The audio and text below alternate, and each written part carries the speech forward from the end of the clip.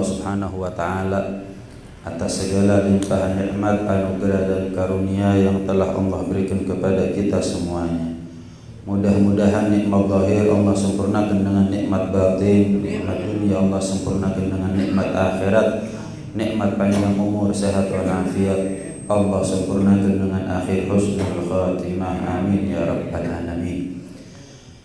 Di pertemuan terakhir sudah kita bahas tentang kemuliaan bulan Dzulhijjah dan tentang amalan-amalan yang bisa kita lakukan dalam rangka menta'zim sya'airillah, dalam rangka memuliakan apapun yang dimuliakan oleh Allah Subhanahu wa taala, termasuk memuliakan bulan Dzulhijjah.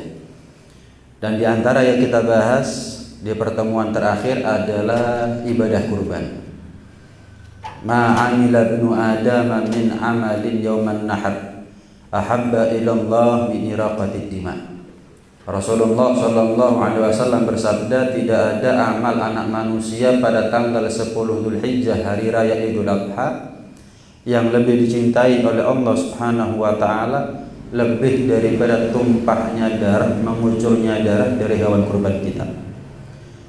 Wa innaha la ta'ti yaumal qiyamah bi guruniha wa ash'ariha wa aglafiha.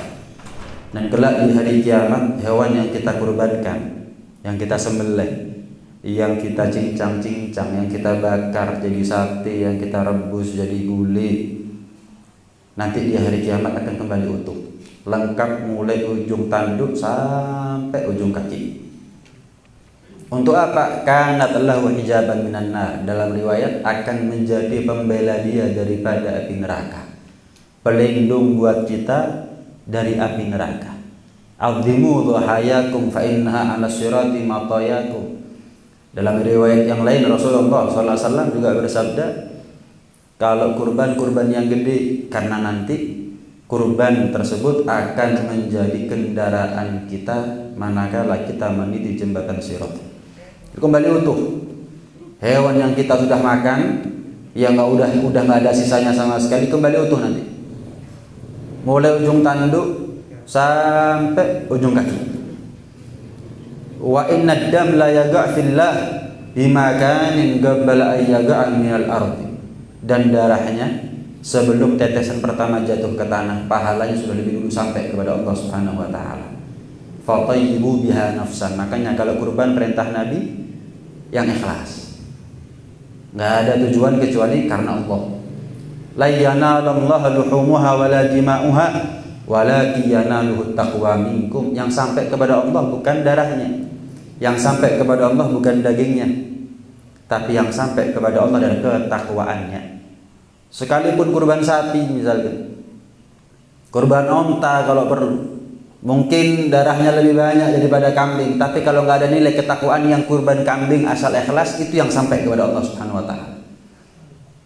Daging onta, daging sapi lebih besar, lebih banyak daripada daging kambing, tapi yang sampai kepada Allah bukan itu. Yang sampai adalah ketakwaan.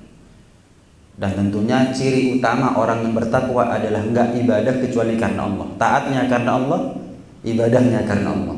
Fatayyibu biha nafsan. Dan juga yang ridho. Kalau sudah kurban itu jangan disesali. Lapo kurban, corona mesti ada kurban perasaan cukup. Tapi wis kadung sembelih, jangan dipikiri, jangan disesali, jangan wis mari fatayyibu biha nafsan, sing plong sing lega, alhamdulillah iso kurban, alhamdulillah saya dikasih rezeki manfaat, alhamdulillah. Gitu seharusnya. Sama seperti jenengan kalau lega beli Alphard itu. Jenengan lega enggak kalau beli Alphard? Alhamdulillah keturutan ya beli Alphard itu. Iya. Padahal kapan kita meninggal enggak kepake itu Alphard. Utang bisa. Macak sugi. Ketemuan melarati kapan mati, waliyadzubillah min dzalik. Tapi beli kurban kok gak lega. Lapo tuh kurban. Pernah gak jenengan kepikiran lapo tuh Alphard? Asli ini Honda Jazz itu cukup asli. Lapo tuh Alphard. Pernah kepikiran gitu? Enggak. Lega Giliran sedekah, giliran santunan anak yatim, Giliran kurban, lapo. Dipikir, jangan. Kita ini serius dengan harta yang kita punya, yang sekiranya manfaat ketika kita mati. Serius. Get no gitu. Jangan kita ini serius, get-getan dengan harta yang kita punya, yang kapan kita meninggal justru nggak ngasih manfaat apa-apa. Justru tidak memberikan manfaat apapun. Lah lapo? Ngapain gitu? Nah, tentunya setiap ibadah yang kita lakukan pasti kita kepingin diterima oleh Allah Subhanahu wa taala. Syarat diterimanya ibadah itu ada dua, ada zahir, ada batin. Ada syarat zahir, ada syarat batin. Syarat batin apa? Ya tadi ikhlas, ridho, enggak dipikiri, enggak disesali, disyukuri, dihayati, direnungi. Alhamdulillah, esok duit-duit kepake untuk yang manfaat. Alhamdulillah. Begitu seharusnya. Berapa banyak orang yang kepingin kurban tapi nggak punya uang? Berapa banyak orang yang punya uang tapi nggak kepingin kurban? Kita kepingin kurban, ada uangnya, keturutan. Alhamdulillah, terima kasih ya Allah, Engkau berikan kekuatan kepada kami. Ini syarat batin. Ibarat sholat khusyuk, ada ceritanya sholat yang nggak khusyuk nggak diterima oleh Allah Subhanahu wa taala. Sholat yang nggak khusyuk diterima, ada. Syaratnya sholat harus diterima khusyuk. Khusyuk dalam sholat 10%, ya 10% diterima oleh Allah, 90%-nya ditolak. Khusyuknya kapan? Takbir, ya takbir tok diterima. Khusyuknya kapan? Salam, ya salam tok diterima sama Allah. Semakin lama kita bisa mempertahankan khusyuk dalam sholat, semakin besar pahalanya oleh Allah yang diberikan oleh Allah. Kurban juga begitu, ikhlas. Syarat batin. Syarat zahir, ya harus benar sesuai dengan tuntunan syariat. Kita belajar sholat kan dulu. Ada di sini yang nggak pakai belajar sholat tahu-tahu sholat, nggak belajar wudu tahu-tahu wudu, nggak belajar haji tahu-tahu haji, nggak pernah datang manasik tahu-tahu haji. Ada kan? Tapi banyak orang tahu-tahu kurban nggak pernah belajar kurban padahal. Apa bedanya? Apa kalau sholat, wudu, haji kepingin diterima, kalau kurban nggak kepingin diterima? Kenapa kalau sholat kita belajar sebelum beramal, wudu kita belajar sebelum wudu, haji sebelum haji kita belajar, kurban kenapa kita ngelancangi sebelum berilmu? Pertanyaan yang nggak mungkin bisa dijawab. Kenapa? Ya memang termasuk kesalahkaprahan umat zaman sekarang, berani beramal tanpa berilmu. Sing penting ikhlas, penting, tapi itu nomor satu, syarat pertama. Ada syarat yang kedua, bener nggak? Ada orang wudhunya nggak beres, sholatnya khusyuk, nangis-nangis kalau perlu kapan sholat, diterima sama Allah. Wudhunya nggak beres. Ada orang wudhunya nggak beres, sholatnya diterima? Nggak bisa. Sholatnya bawa najis, walaupun khusyuk kemudian sholatnya diterima? Nggak bisa. Kenapa? Baik tapi nggak benar. Antara tujuan dengan cara kita mencapai tujuan harus sama. Tujuannya baik, caranya benar. Nabi bukan hanya ngajari kepada kita tentang tujuan, tentang niat, tapi Nabi ngajari kepada kita cara mencapai tujuan bagaimana. Itulah fungsi dakwahnya Rasulullah selama 23 tahun. Sallallahu alaihi wa alihi wasallam. 23 tahun Nabi ngajari cara. Bukan cuma itu ya, surga ya, caranya apa namanya nggak dikasih tahu sama Nabi. Itu ya surga ya, syaratnya harus ikhlas. Wis gitu dok. Wis, Nabi 23 tahun dakwah cuma ngajarin niat. Tujuan positif. Wis itu tok. Nabi ngajari tentang hukum, syariat, sah nggak sahnya ibadah itu juga diajari sama Nabi. Nah, karena itu perlu kiranya buat kita untuk belajar. Mau yang kurban perlu belajar, mau panitianya perlu belajar, mau yang jualan perlu belajar. Yang menerima juga perlu belajar tentang hukum fikih kurban. Panitia perlu kurban sebetulnya. Saya mau tanya, nih kita hadir saat ini. Kira-kira yang ikut nimbrung bantu-bantu pembagian kurban di hari H Lebaran besok sama yang hadir lebih banyak mana? Lebih banyak yang bantu-bantu biasanya. Kenapa? Bakar-bakar.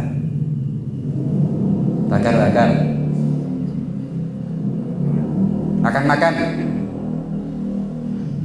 Dia nggak sadar bahwa dia membantu kalau tahu caranya. Kalau nggak tahu caranya ngeruweti. Iya loh. Jenengan bikin rumah. Proses bikin rumah. Saya nggak ngerti caranya tukang. Bantu-bantu gimana gitu?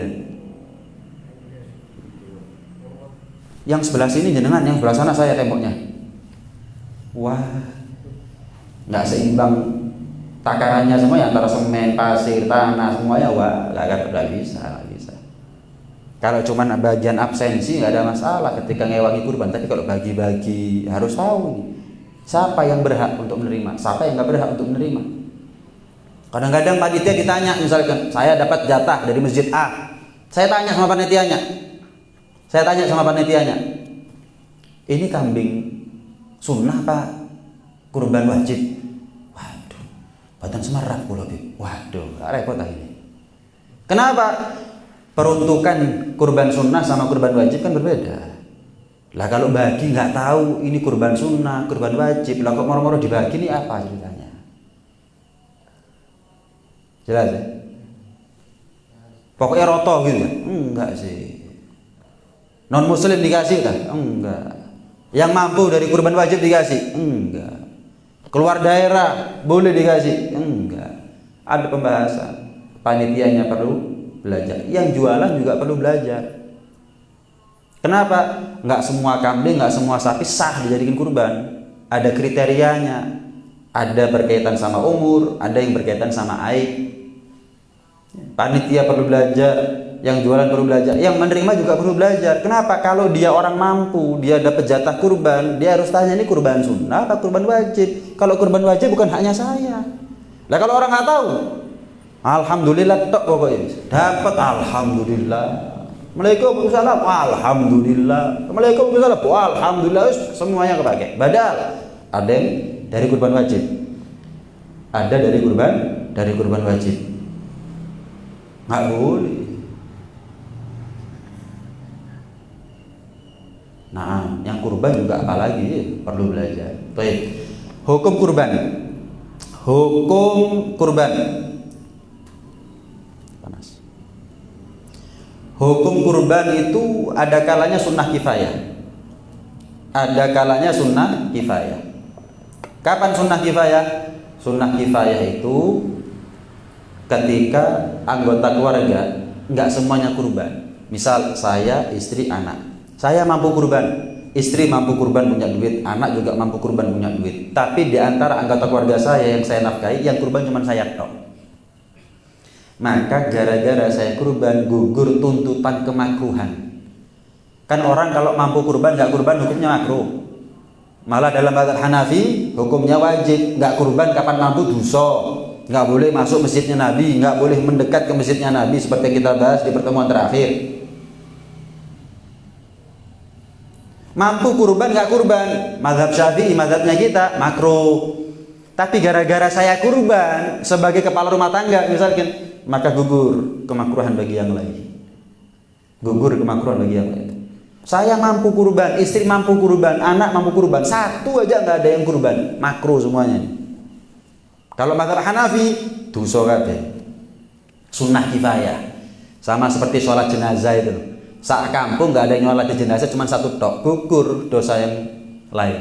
Gara-gara satu orang aja ada yang sholat jenazah. Karena itu fardu kifayah. Kapan nggak kelakon dosa kabeh. Kapan satu aja ya ada yang mengamalkan, maka gugur dosa bagi yang lain. Karena ini sunnah kifayah, bukan berkaitan sama dosa, tapi berkaitan sama makruh. Anggota keluarga mampu semuanya kurban, tapi nggak ada yang kurban. Suami tok, bapak tok yang kurban, gimana? Gugur kemakruhan bagi yang lain. Ada kalanya sunnah ain muakkadah. Hukum kurban sunnah yang sangat ditekankan.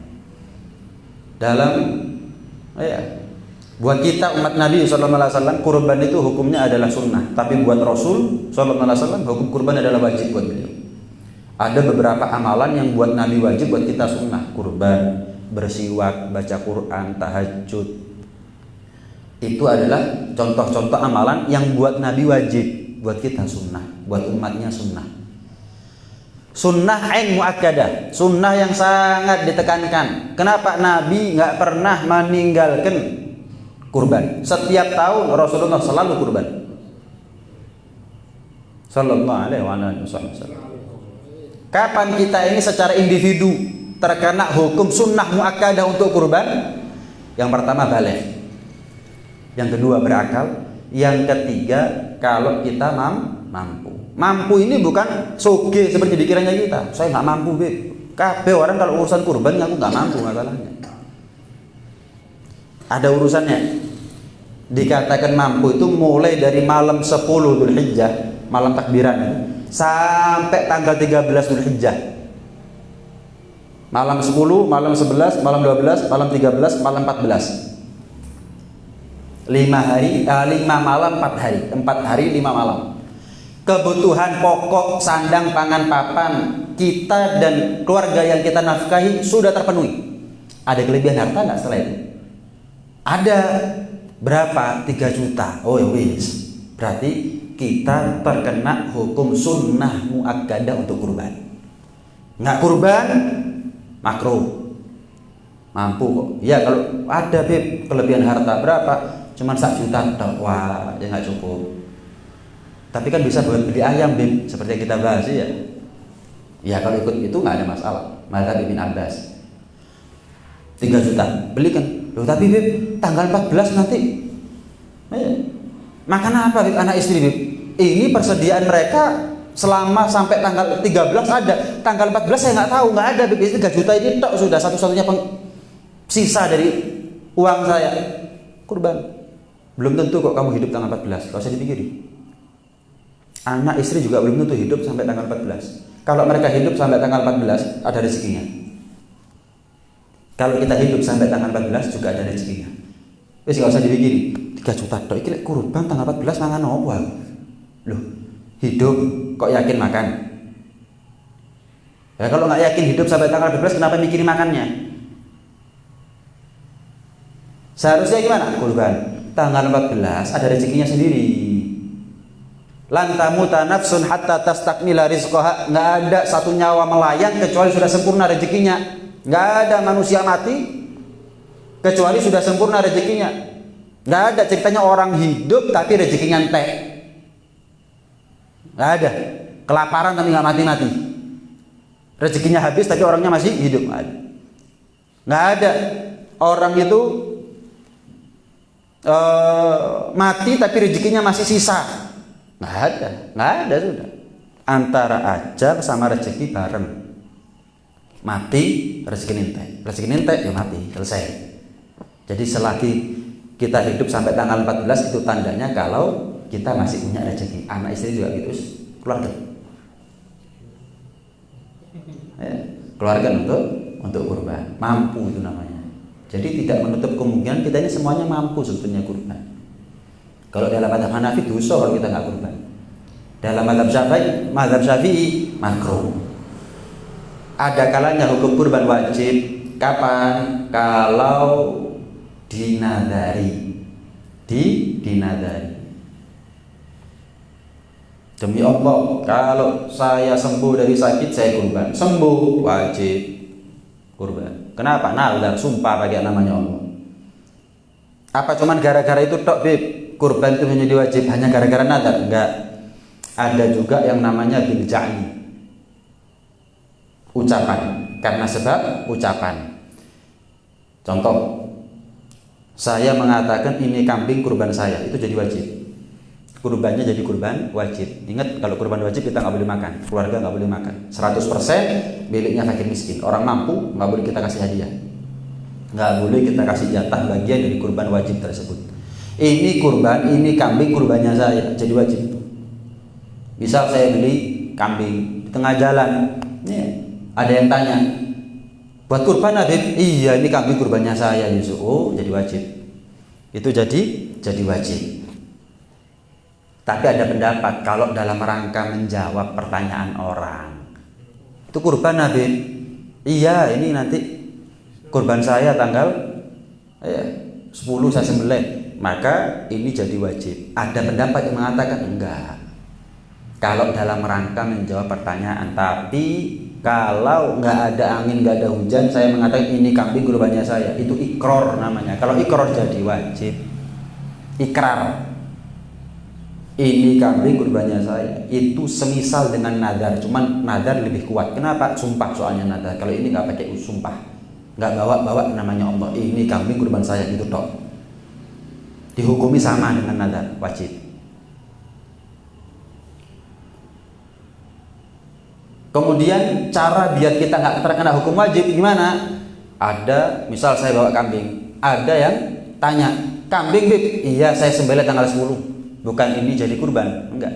Ini saya sembelih tanggal 10. Wah, ini sepakat ulama tidak mengatakan hukumnya wajib, sepakat. Tidak berpendapat hukumnya wajib. Naam. Ada yang tanya, kurban apa akikoh? Bebas, kurban dulu boleh, akikoh dulu boleh.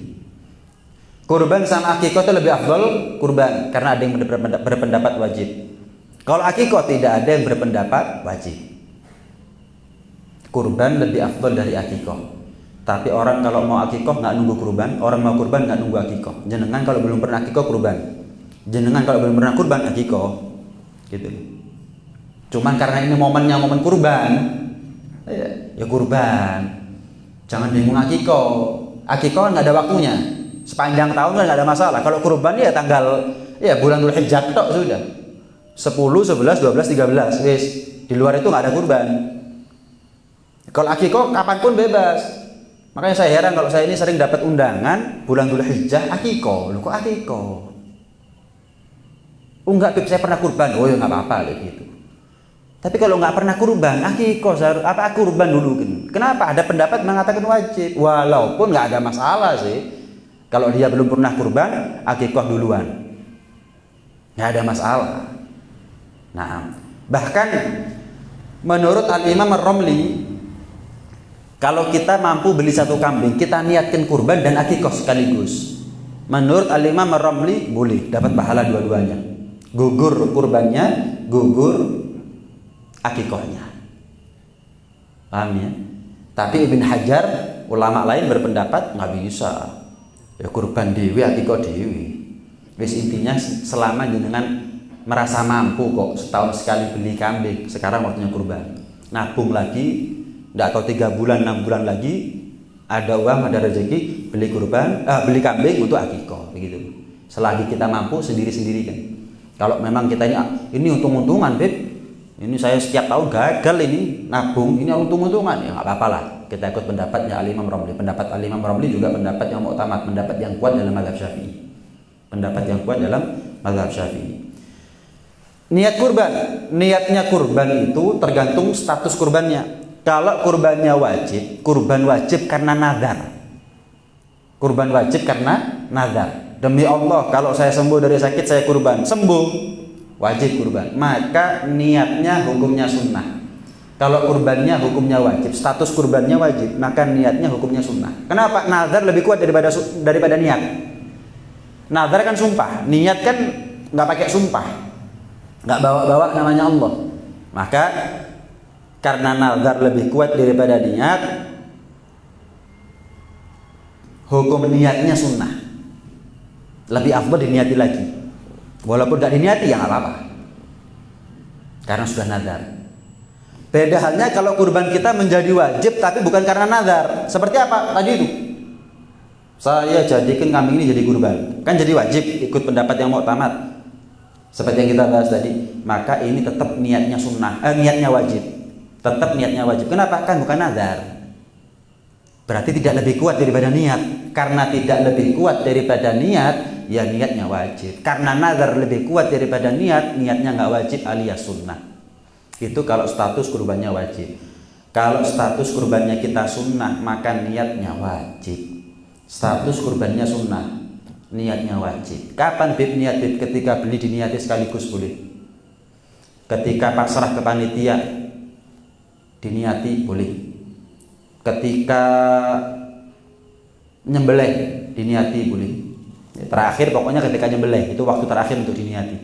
Pasrah kepada wakil juga boleh. Ini saya pasrah nyembelihnya, baginya sak niati, nggak apa-apa. nggak apa-apa. Asal yang diwakilkan wakilnya tadi itu sudah mumayyiz.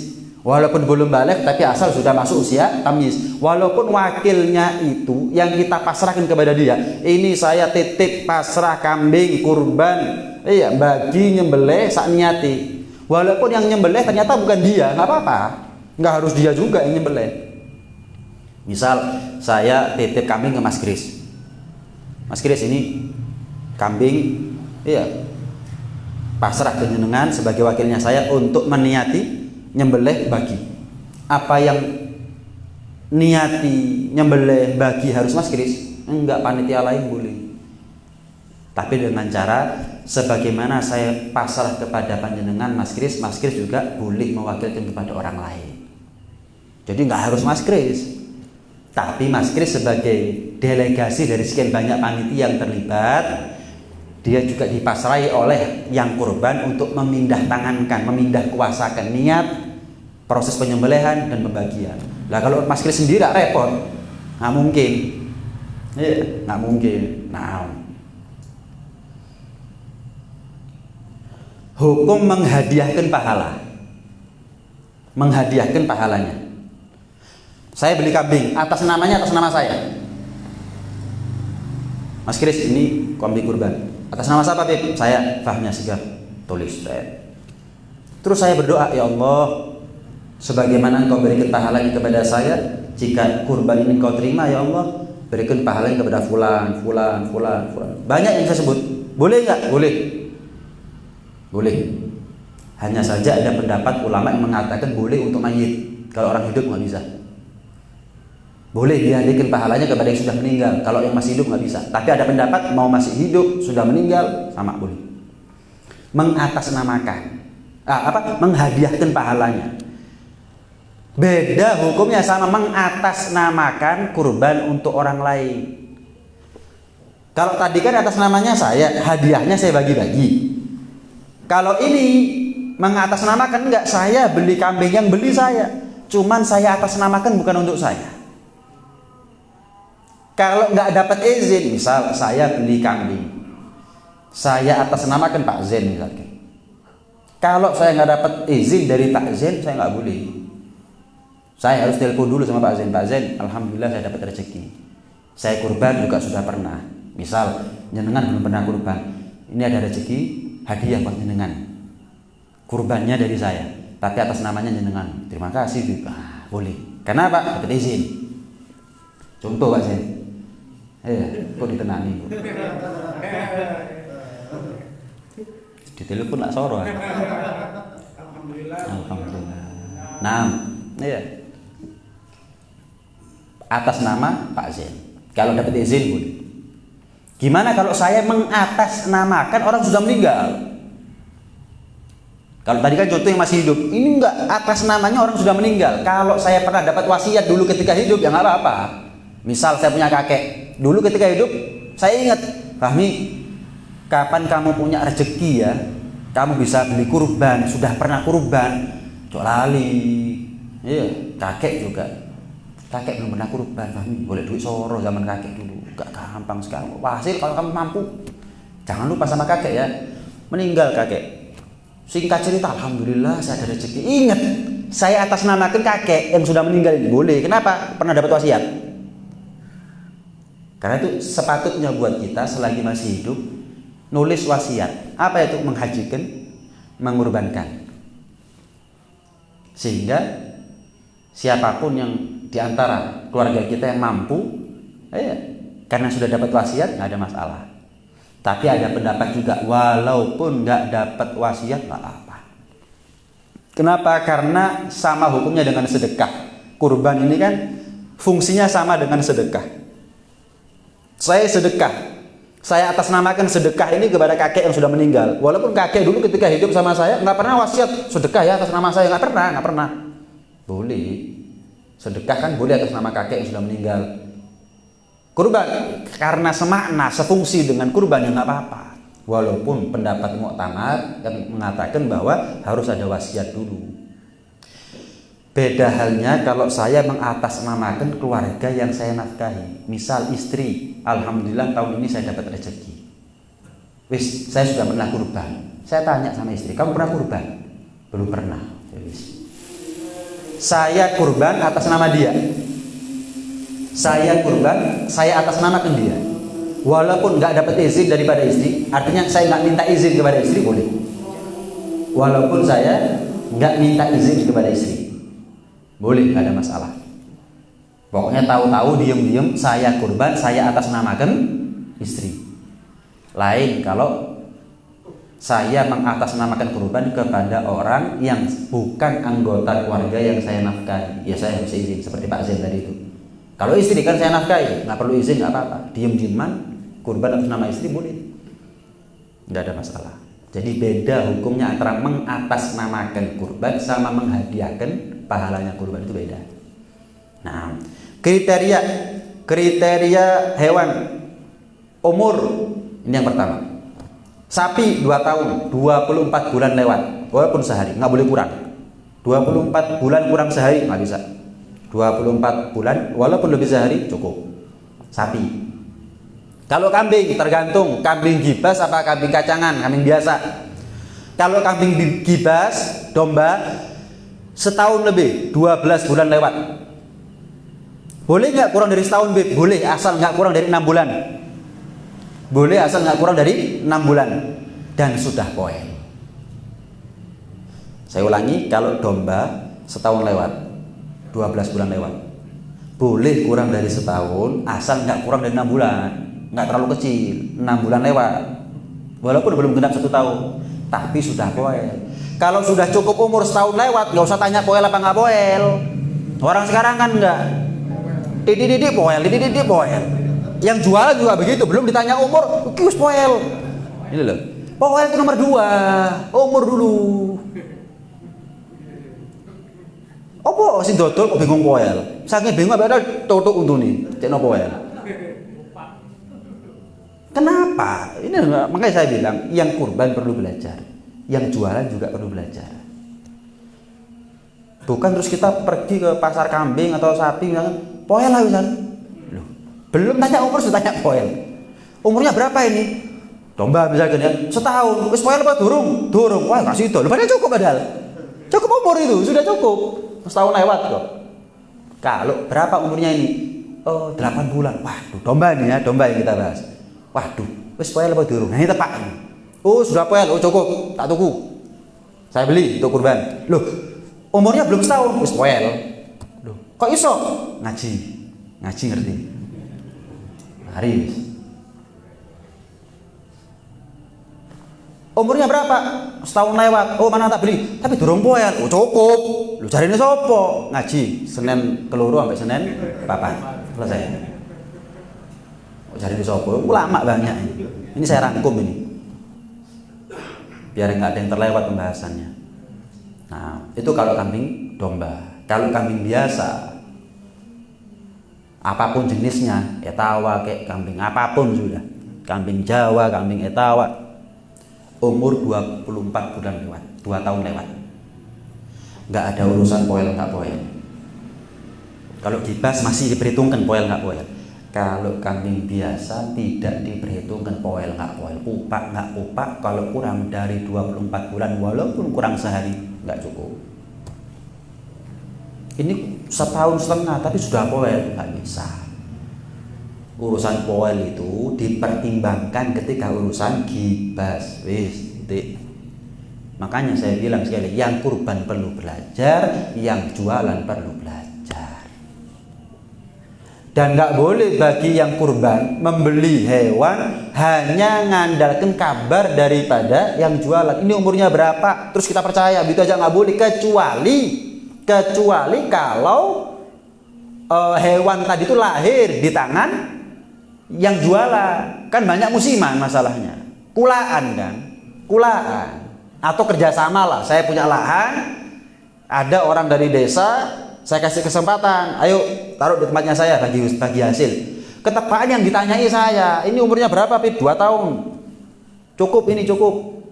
Dari mana saya tahu umurnya 2 tahun? Contoh, jenengan tahu tak umurnya anak saya? Kenapa kok nggak tahu? Nggak lahir di tangannya jenengan. nggak lahir di tangannya jenengan. Lah kok bisa saya ngomong ini umurnya 2 bulan, 2 tahun, loh lahir sama jenengan aku? Yo gak, kulaan aku. Ya nggak bisa. Karena itu cari, ini bentuk antisipasi ya. Cari pedagang hewan ternak, hewan kurban yang memang belantik asli gitu. Memang peternak memang, gak ngenteni kurban dodolan.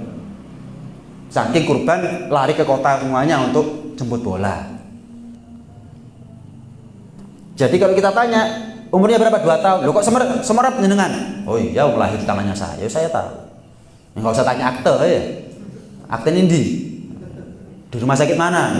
Dokter sopo, bidahnya sopo. Walhasil 2 tahun, lahir di tangan jenengan. Iya, ya weh cukup. Iya, cukup. Paham ya? Nah, atau antisipasi yang kedua, ajak teman yang pengalaman. Saya nggak ngerti urusan bedanya hewan 2 tahun sama kurang dari 2 tahun, saya nggak ngerti. Ngerti bedanya apa? Ngerti saya. Saya ajak teman yang ngerti. Berapa Pak ini umurnya Pak? 2 tahun Beb. Delok napa Mas? Temenan 2 tahun. Kan gitu ya, saya nggak ngerti kok. Delok no. Cek ini segala macam, betul Beb 2 tahun, beli. Begitu seharusnya. Nggak bisa kita ngalahkan kabar daripada penjual selesai. Nggak bisa. Sama seperti jenengan ngutangi orang gitu. Gak kenal gak apa dihutangi. Ya nggak bisa. Husnudzon Beb. Gak kenal gak apa dihutangi. Utang Beb 10 juta. Saya nggak kenal. Saya utangi. Ini bukan husnudzon ini namanya. Apa namanya? Hah? Bahlul ya. Kalau tahu orang Arab, bahlul ini. Enggak kenal enggak apa, 10 juta. Oh iya, apa diutang? Husnudzon. Enggak bisa sih. Ngasih jaminan karuan. Sama. Ini berapa umurnya? 2 tahun. Oh ya, beli. Loh kok percaya? Husnudzon. Loh enggak bisa, ini perkara sah enggak sah loh. Urusan ini husnudzon ya. Urusan gini aja husnudzon. Urusan ambek tonggo hilang husnudzon. Urusan ambek dulur hilang husnudzon, suudzon tok. Itu penting itu sebetulnya. Banyak orang nggak paham. Dan terbebas dari aib. Bukan hanya umur cukup, tapi harus terbebas dari aib. Apa aib? Maaf, katarak, buta, pincang yang nemen. Pincang nemen itu maksudnya gimana? Sekiranya dia jalan sama rombongan kambing yang lain mesti ketinggalan. Kalau pincang sedikit, sekiranya jalan sama rombongan yang ketinggalan, cukup. Tidak dianggap aib. Tapi kalau setiap jalan selalu ketinggalan, tertinggal dari rombongan, ini namanya aib. Gatel walaupun gudikan kambingnya atau sapinya, nggak cukup. Terpotong telinganya, nggak cukup. Tercipta tanpa telinga, nggak cukup, dianggap aib. Kenapa? Karena telinga termasuk apa yang dimakan. Beda makanya, kalau ada kambing lahir tanpa tanduk, nggak ada masalah. Kenapa? Tanduk tidak ikut dimakan. Tapi kalau telinga, walaupun asli lahir nggak punya telinga, nggak cukup. Walaupun sebagian nggak cukup, terpotong sebagian nggak cukup, nggak bisa. Nah, cuman kalau memang susah nyari, pas ketepaan nyari susah, yang nyari telinganya utuh, gimana? Bisa ikut mazhab Hanafi. Mazhab Hanafi yang berpendapat pokoknya gak kenemenen. Bukan tinggal ini tok misalkan, oh kenemenen. Pokoknya hilang misalkan tanduan sama kambing dulunya terus hilang cuil. Pokoknya nggak lebih daripada separuh, nggak cuil lebih daripada separuh dari bagian telinganya. Mazhab Hanafi cukup.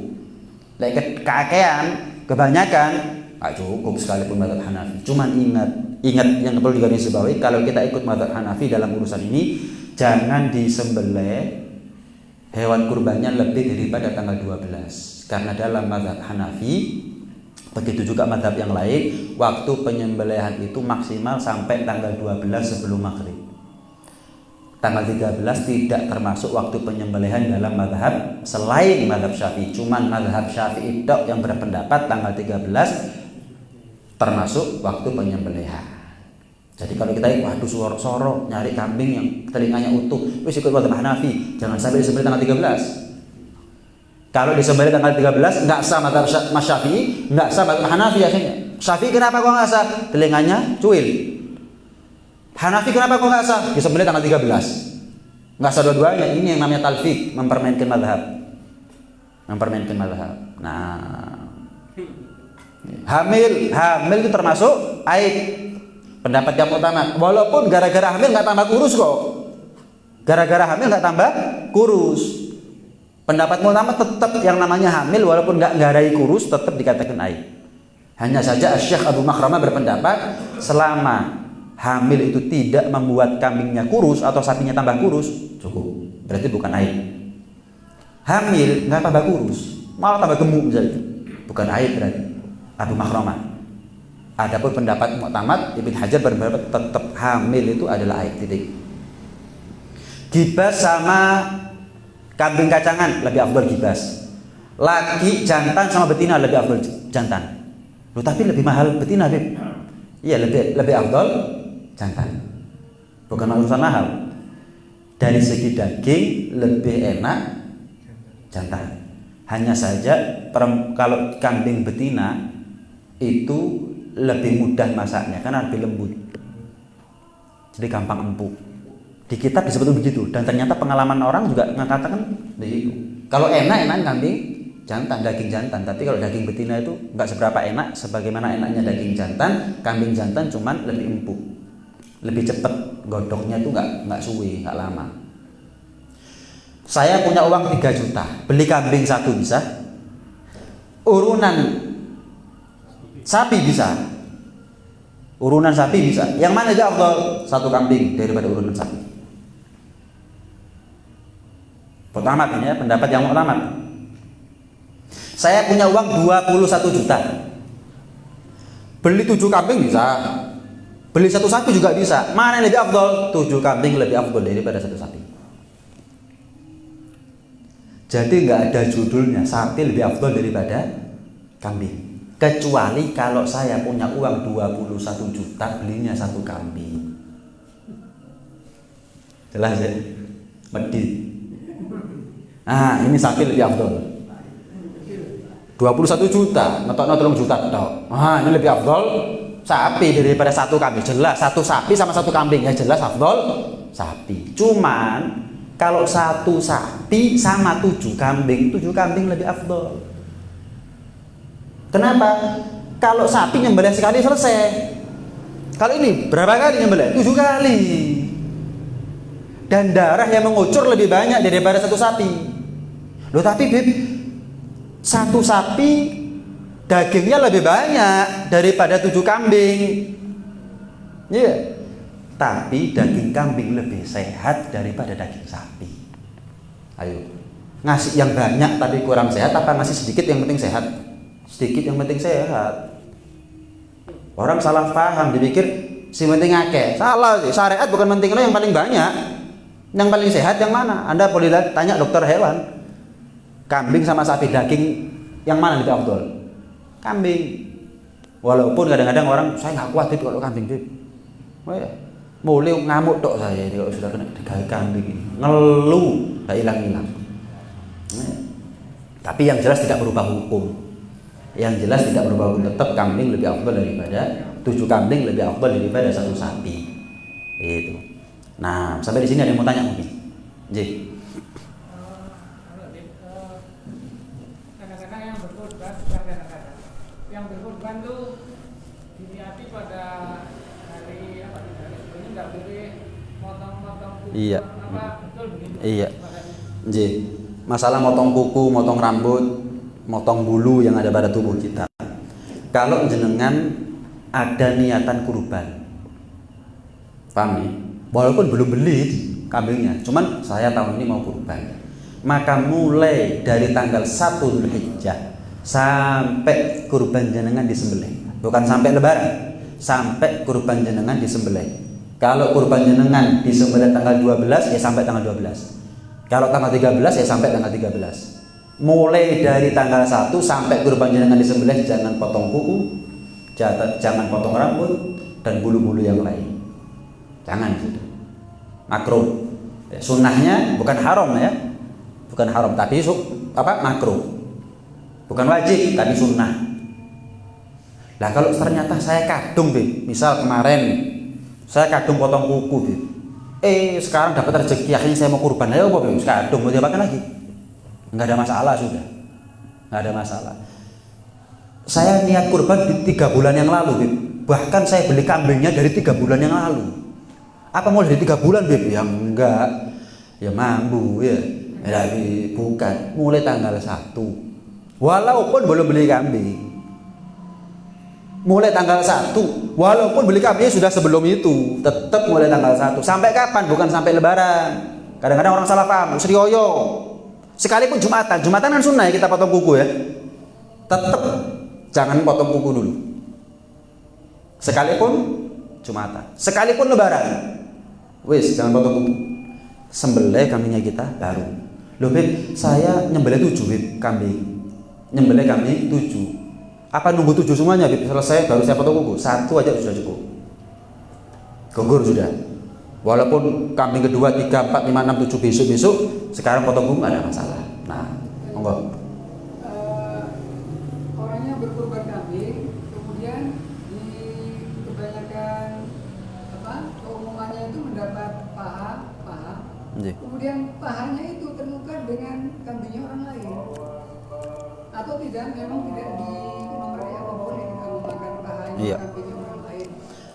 Saya kurban. Tapi kapan saya dapat jatahnya kurban? Bukan dari kambingnya saya. Boleh nggak? Boleh, nggak ada masalah.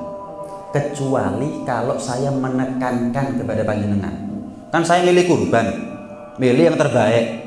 Oh ya, ini jangan sampai ketuker ya. Sampilnya buat saya yang ini, jangan sampai ijolan. Itu harus eling-eling. Oh, cuman repot ya. Akhirnya kalau dikasih tahu begini kabeh titip akhirnya. Iya akhirnya. Kalau selama nggak ngasih penekanan seperti itu bebas. Yang penting saya minta sampil 1. Kan begitu. Tapi kalau dia menekan dari kambing ini, kenapa? Larang ini, enak ini, CC gitu misalkan. Ya harus. Kenapa? Kekuasaannya wakil hanya amanat. Yang punya bukan kita wakil, panitia bukan tidak ikut memiliki, makanya panitia nggak boleh ikut makan-makan kecuali atas izin terlebih dahulu daripada yang kurban. Kadang-kadang panitia saya ini beling, tugas durung maris bingung sate. Kadang-kadang banyak yang diambil, nggak pakai izin itu, enak itu. Lah saya kan bantu, Beb. Lah makanya kamu ini bantu kan sukarela, lah kok bingung makan-makan dia apa ceritanya?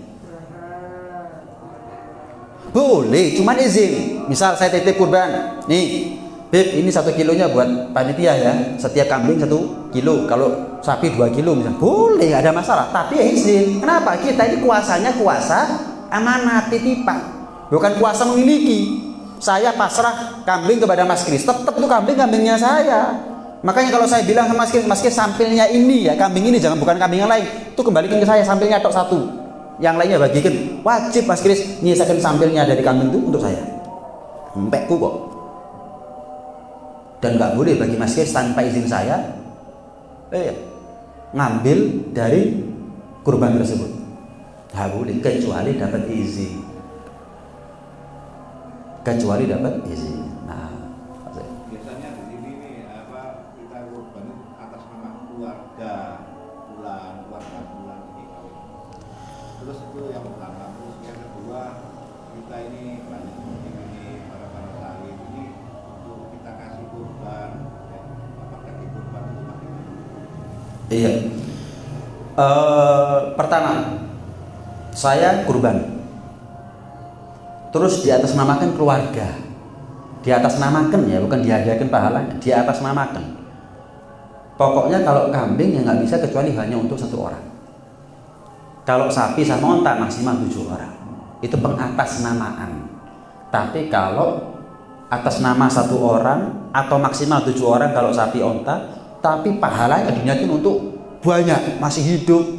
Ribuan orang kalau perlu hidup, meninggal, boleh. Terlepas khilaf yang sudah kita bahas tadi. Pengatasnamaan harus 1 orang kalau kambing. Kalau sapi 7 orang, jadi nggak bisa keluarga, nggak bisa. Jangan-jangan 10 anggota keluarganya, nggak bisa, nggak cukup. Kalau itu kurban wajib qodok. Kenapa? Nggak sah kok.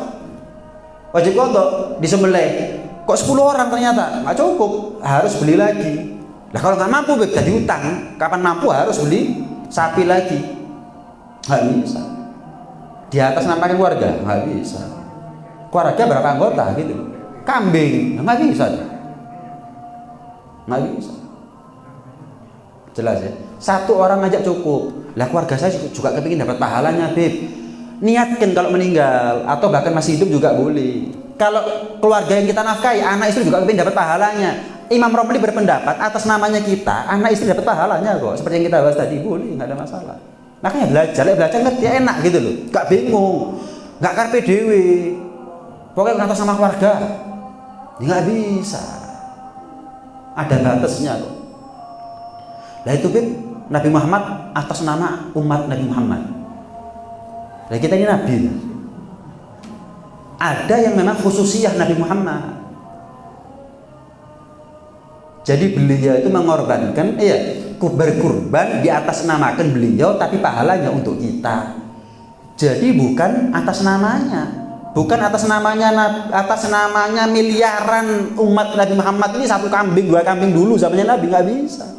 Nabi itu atas nama umatnya, bukan atas nama ini maksud, tapi adalah pahalanya untuk mereka ya Allah.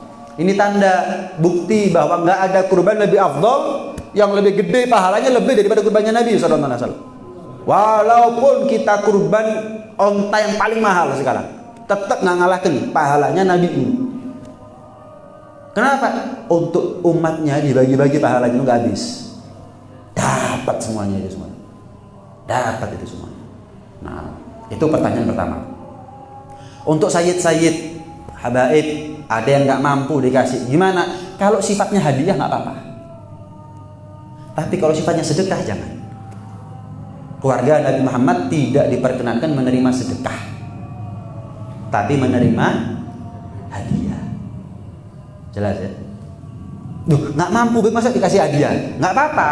Contohnya gimana? Misal Pak Zen dapat jatah, Pak Zen kurban dapat jatah, dikasih jatah dari masjid Darul Mujahidin. Nih Pak Zen merasa ada yang lebih butuh sayyid, tapi jangan diniatkan mentang-mentang nggak mampu terus kasih sedekah. Jangan. Kenapa sayyid? Hadiah.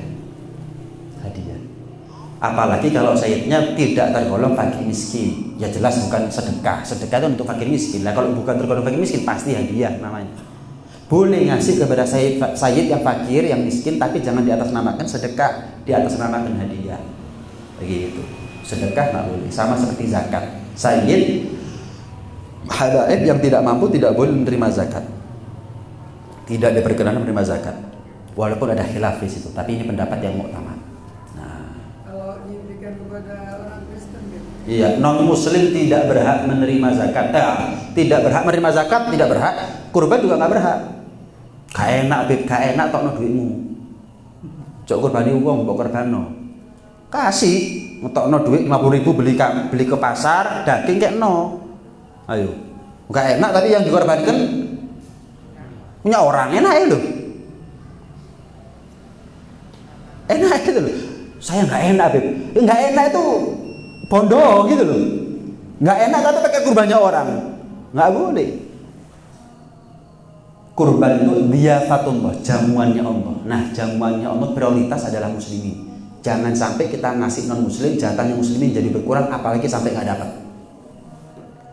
Kayak enak Beb, tonggo dewi, tonggo masjid, tonggo ini nggak ada. Gak enak sedekah sama mereka, kasih hadiah sama mereka, tapi dari modalnya kamu sendiri. Jangan sifatnya kurban apalagi zakat. Begitu. Kami diberi, terus ya ini saya hadiahkan non muslim tadi. Tetap nggak bisa. Kalau untuk non muslim ya, kita mampu. Ini termasuk bahasan. Kita mampu. Jenengan misalkan mampu, tidak tergolong fakir miskin, menerima jatah kurban dari masjid. Maka nggak boleh jenengan jual, nggak boleh jenengan hadiahkan kepada orang mampu, nggak boleh. Bisanya jenengan makan sendiri, atau yang kedua jenengan sedekahkan kepada yang tidak mampu, yang lebih butuh. Sama, jenengan mampu menerima jatah daging dari masjid diberikan kepada non muslim, nggak bisa, nggak bisa. Jelas ya? Beda halnya kalau fakir miskin. Kalau fakir miskin menerima jatah daging dari masjid, itu full miliknya dia, penuh miliknya dia. Mau dijual, diberikan kepada fakir miskin, dihadiahkan kepada orang mampu boleh. Tapi untuk fakir miskin menghadiahkan kepada non muslim, coba saya cari. Saya tidak berani memastikan. Coba saya cari. Kalau jenengan mampu, tidak boleh. Saya dapat jatah dari masjid, saya kasih ke non muslim, nggak boleh. Oh, dihadiahkan kepada muslim aja nggak boleh, kok dihadiahkan kepada non muslim. Sekalipun non muslimnya fakir miskin, tetap nggak boleh. Tapi kalau ada orang nggak mampu, fakir miskin, nerima jatah, otomatis kan ya, namanya fakir miskin dapat jatah kurban daging, diberikan kepada non muslim, boleh atau enggak? Itu pertanyaan. Coba saya cari. Saya pastikan dulu. Karena memang status kepemilikan daripada daging tergantung statusnya kita. Kalau fakir miskin itu daging full miliknya dia. Tapi kalau dia adalah mampu, itu bukan miliknya dia, itu hadiah. Hadiah itu nggak boleh dijual, nggak boleh diberikan orang lain. Sifatnya hanya boleh untuk dimakan dirinya sendiri dan keluarga, atau disedekahkan kepada orang yang lebih butuh. Begitu. Jadi saya punya satu PR. Fakir miskin memberikan daging kurban jatahnya dia kepada non muslim, gimana hukumnya? Gimana hukumnya? Yang kedua, PR-nya saya, Beb, kalau saya dapat hadiah umum, ini pembahasan umum ya, saya dapat hadiah, boleh saya jual nggak? Jangan ngasih saya hadiah, sepeda motor misalnya, tak tol, boleh nggak? PR ya, itu PR-nya saya. Ini tiba-tiba muncul pertanyaannya. Atau saya berikan, jadi jangan ngasih hadiah, hadiahnya jangan saya kasih ke orang lain. Apakah itu hanya berkaitan sama kurban atau itu nggak boleh? Hadiah kurban nggak boleh diberikan atau dijual. Jelas. Kalau selain kurban boleh nggak? Nah, coba nanti saya cari. Wallahu a'lam. Mudah-mudahan dikasih lancar rezeki kita dan dikasih manfaat rezekinya kita, zahir batin dunia sampai ada di akhirat. Amin ya rabbal alamin.